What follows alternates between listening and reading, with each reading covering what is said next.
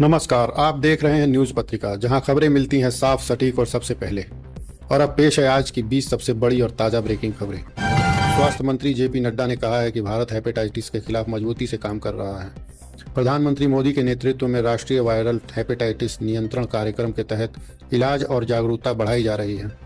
WHO के अनुसार भारत में करीब 2.98 करोड़ लोग हेपेटाइटिस बी और 55 लाख लोग हेपेटाइटिस सी से पीड़ित हैं। सरकार का लक्ष्य है कि 2030 तक हेपेटाइटिस को खत्म किया जाए। सावन का तीसरा सोमवार, शिव भक्ति का उत्सव। सावन के तीसरे सोमवार पर देश भर के शिव मंदिरों में श्रद्धालुओं की भारी भीड़ उमड़ी। वाराणसी के काशी विश्वनाथ मंदिर में सुबह से ही जलाभिषेक और दर्शन के लिए लंबी कतारें लगी रही। हर हर महादेव के नारों से वातावरण गूंज उठा। दक्षिण भारत और महाराष्ट्र में सोमवार को सावन का पहला सोमवार मनाया गया। श्रद्धालुओं की सुविधा के लिए कड़ी सुरक्षा और ड्रोन से निगरानी की गई। यह दिन धार्मिक रूप से खास माना जाता है। मान्यता है कि इस दिन की पूजा से मनोकामनाएं पूर्ण होती हैं। संसद का मानसून सत्र। ऑपरेशन सिंदूर पर लोकसभा में 16 घंटे की बहस। बीते दिन लोकसभा में ऑपरेशन सिंदूर पर 16 घंटे की अहम बहस हुई। यह चर्चा जम्मू कश्मीर के पहलगाम आतंकी हमले और भारत की जवाबी सैन्य कार्रवाई पर केंद्रित होगी। 22 अप्रैल के हमले में 26 नागरिकों की मौत के बाद भारत ने POK में आतंकी ठिकानों पर हमला किया था। मानसून सत्र की शुरुआत 21 जुलाई से हुई थी, लेकिन अभी तक कई बार बाधित हो चुका है। संसद का मानसून सत्र ऑपरेशन सिंदूर पर लोकसभा में 16 घंटे की बहस। डिंपल यादव पर विवादित बयान को लेकर संसद में हंगामा। NDA सांसदों ने समाजवादी पार्टी की सांसद डिंपल यादव पर मौलाना साजिद राशिदी की आपत्तिजनक टिप्पणी के खिलाफ संसद परिषद में विरोध प्रदर्शन किया। सांसदों ने इसे महिलाओं का अपमान बताया। सांसद शांभवी चौधरी ने कहा है कि NDA महिलाओं के सम्मान को सर्वोपरि मानता है। इधर विपक्षी सांसदों ने बिहार में मतदाता सूची पुनरीक्षण SIR के खिलाफ संसद के बाहर प्रदर्शन किया। इसरो नासा का संयुक्त उपग्रह 30 जुलाई को लॉन्च होगा। इसरो और नासा ने मिलकर एक अत्याधुनिक पृथ्वी अवलोकन उपग्रह विकसित किया है, जिसे 30 जुलाई को GSLV F-16 रॉकेट से लॉन्च किया जाएगा। यह उपग्रह आपदा प्रबंधन, जलवायु निगरानी और भूस्खलन जैसे हालात में मदद करेगा और हर मौसम में स्पष्ट तस्वीरें ले सकेगा। इसरो प्रमुख डॉक्टर V नारायणन ने बताया है कि यह उपग्रह वैश्विक उपयोग के लिए है। साथ ही उन्होंने आदित्य L1 मानव मिशन चंद्रयान 4 और चंद्रयान 5 की प्रगति की भी जानकारी दी। भारत का पहला मानव युक्त मिशन मार्च 2027 में लॉन्च किया जाएगा। अमेरिका 1 अगस्त से लगाएगा जवाबी शुल्क।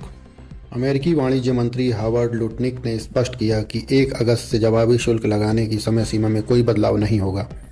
Britain, Vietnam, Indonesia, Philippines, Japan और यूरोपीय संघ पहले से ही अमेरिका से व्यापार समझौते पर हस्ताक्षर कर चुके हैं। रेल मंत्री अश्विनी वैष्णव ने कहा है कि भारतीय railway make in India, make for the world पहल के तहत तेजी से बोगियों, कोच, लोकोमोटिव और प्रोपल्शन सिस्टम वैश्विक निर्यात केंद्र के रूप में उभर रहा है। काबली यूनिट से अब तक 3800 से अधिक बोगियों का जर्मनी, मिस्र, ऑस्ट्रेलिया जैसे देशों को निर्यात हुआ है, जबकि मनेजा इकाई से 5000 से अधिक प्रोपल्शन सिस्टम भेजे गए हैं। भारत अब 27 अंतर्राष्ट्रीय सिग्नलिंग प्रोजेक्ट का नेतृत्व कर रहा है और 40 अन्य को तकनीकी सहयोग दे रहा है। उन्होंने कहा कि रेलवे के निर्यात से स्थानीय अर्थव्यवस्था को बल मिला है और भारत अब एक भरोसेमंद वैश्विक रेल साझेदार बन चुका है। 25 दिनों में 3,77,000 से अधिक श्रद्धालुओं ने की अमरनाथ यात्रा। 3 जुलाई 2025 से शुरू हुई अमरनाथ यात्रा में अब तक 3,77,000 से अधिक श्रद्धालु शामिल हो चुके हैं। सोमवार को 1,635 यात्रियों का नया जत्था जम्मू से सुरक्षा घेरे में रवाना हुआ। 374 श्रद्धालु बालटाल और 1,261 पहलगाम के लिए निकले। भगवान शिव की पवित्र गदा की यात्रा भी शुरू हो चुकी है। इसका अंतिम जुलूस 4 अगस्त से शुरू होगा, जो पंपोर, बिजबेहड़ा, मट्टन और पहलगाम होते हुए पवित्र गुफा तक पहुंचेगा। यात्रा 9 अगस्त को श्रावण पूर्णिमा और रक्षाबंधन के दिन समाप्त होगी। उत्तर प्रदेश के गाजीपुर में संपत्ति के विवाद को लेकर एक ही परिवार के 3 सदस्यों की हत्या कर दी गई। मृतकों में एक बुजुर्ग दंपति और उनका बेटा शामिल है। घटना के पीछे पुरानी रंजिश बताया जा रहा है। पुलिस ने आरोपियों की पहचान कर उन्हें गिरफ्तार करने की तैयारी शुरू कर दी है। स्थानीय प्रशासन ने मामले की गंभीरता को लेकर जांच तेज कर दी है।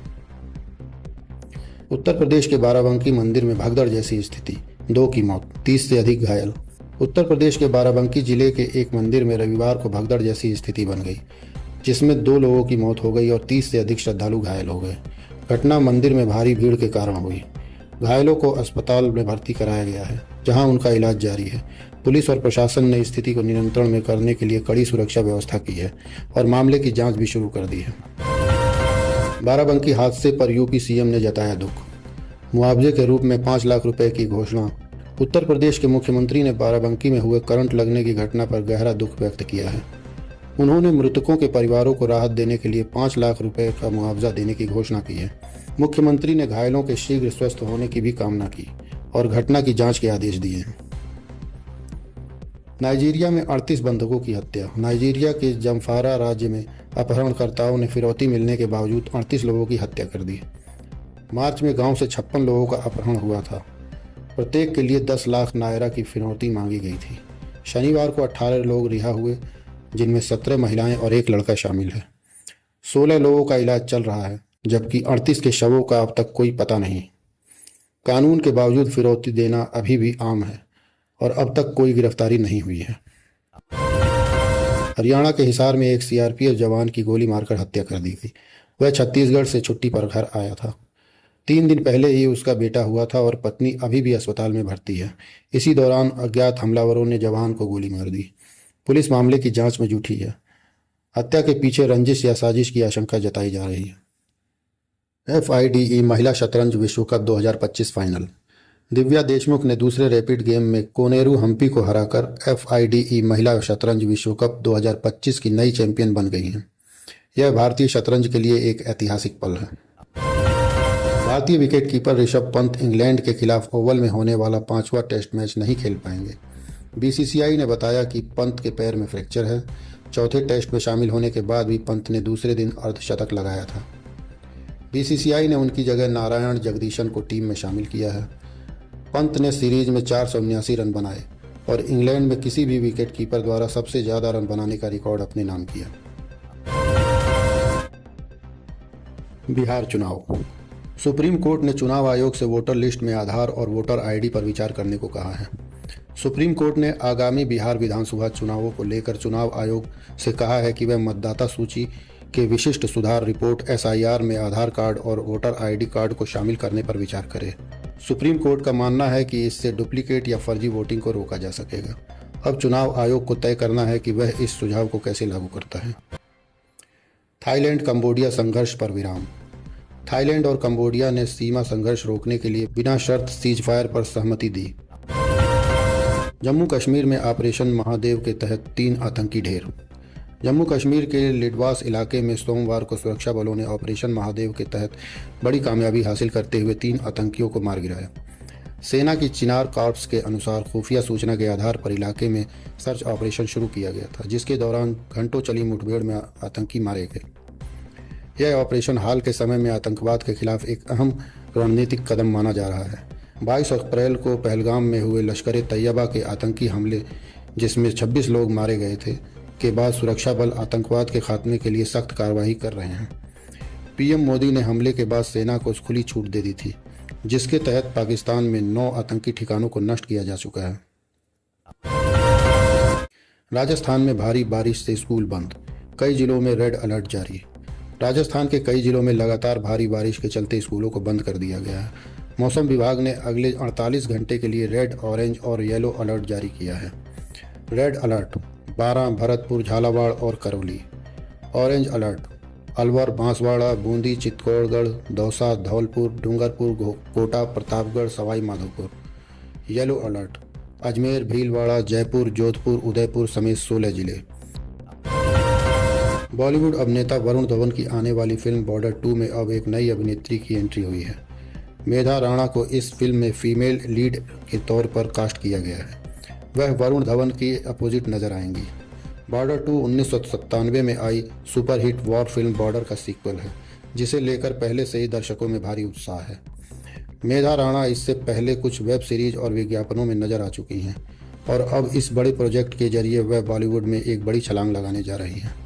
फिल्मों की शूटिंग जल्द शुरू होने वाली है और इसे एक भव्य पैमाने पर बनाया जाएगा। तो ये थी आज की 20 सबसे बड़ी और ज़रूरी खबरें। हम आपके लिए लाते रहेंगे देश प्रदेश से जुड़ी हर खबर। सबसे पहले, सबसे भरोसेमंद तरीके से, सिर्फ न्यूज़ पत्रिका पर। धन्यवाद।